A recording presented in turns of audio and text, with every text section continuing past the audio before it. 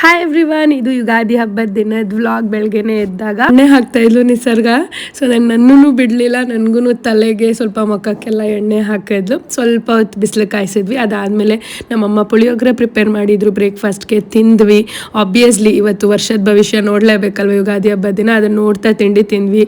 ಸ್ವಲ್ಪ ಎಲ್ಲ ತರಕಾರಿ ಹೆಚ್ಚಿದೆ ಬಿಕಾಸ್ ಮಧ್ಯಾಹ್ನ ಪಲ್ಯಕ್ಕೆ. ಅದಾದಮೇಲೆ ಸ್ನಾನ ಮಾಡ್ಕೊಂಡು ಫ್ರೆಶ್ ಆಗಿಬಿಟ್ಟು ದೇವ್ರ ಮನೇಲಿ ಇದ್ದಿದ್ದ ಬೇವು ಬೆಲ್ಲ ಎಲ್ಲ ಪ್ರಿಪೇರ್ ಮಾಡಿದ್ರು ನಮ್ಮಮ್ಮ. ಅದನ್ನೆಲ್ಲ ಒಬ್ರಿಗೊಬ್ರು ತಿನ್ಸ್ಕೊಂಡು ವಿಶ್ ಮಾಡಿ ಅಲ್ಲಿಂದ ನಾವು ನಮ್ಮನೆ ಪಕ್ಕನೇ ಟೆಂಪಲ್ ಇದೆ, ಸೊ ದೇವ್ರ ದರ್ಶನ ಮಾಡೋಣ, ಹಣ್ಕಾಯಿ ಎಲ್ಲ ಮಾಡಿಸ್ಕೊಂಡು ಬರೋಣ, ಅರ್ಚನೆ ಮಾಡಿಸೋಣ ಅಂತ ಟೆಂಪಲ್ಗೆ ಹೋದ್ವಿ. ಪೂಜೆ ಎಲ್ಲ ಮಾಡಿಸಾದ್ಮೇಲೆ ನಮ್ದು ಸ್ವಲ್ಪ ಪೋಸಿಂಗ್ ಫೋಟೋಸ್ ಎಲ್ಲ ತೊಗೊಂಡ್ವಿ.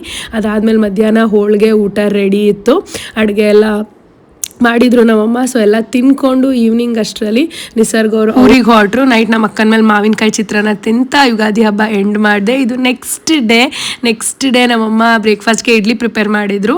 ಸೊ ನಾನು ಮಟನ್ ಚಾಪ್ಸ್ ಪ್ರಿಪೇರ್ ಮಾಡಿದೆ ಬೆಳಗ್ಗೆನೆ ತಿಂಡಿಗೆನೆ. ಅದಾದಮೇಲೆ ಮಧ್ಯಾಹ್ನಕ್ಕೆ ಚಿಕನ್ ಬಿರಿಯಾನಿ, ಪಲಾವ್ ಮತ್ತು ಪೆಪ್ಪರ್ ಫ್ರೈ ಮಾಡಿದೆ. ತುಂಬ ಚೆನ್ನಾಗಾಗಿತ್ತು. ಯುಗಾದಿ ಹಬ್ಬದ ವರ್ಷದಡ್ಕು ಮತ್ತು ಯುಗಾದಿ ಹಬ್ಬ ಈ ಥರ ಇತ್ತು.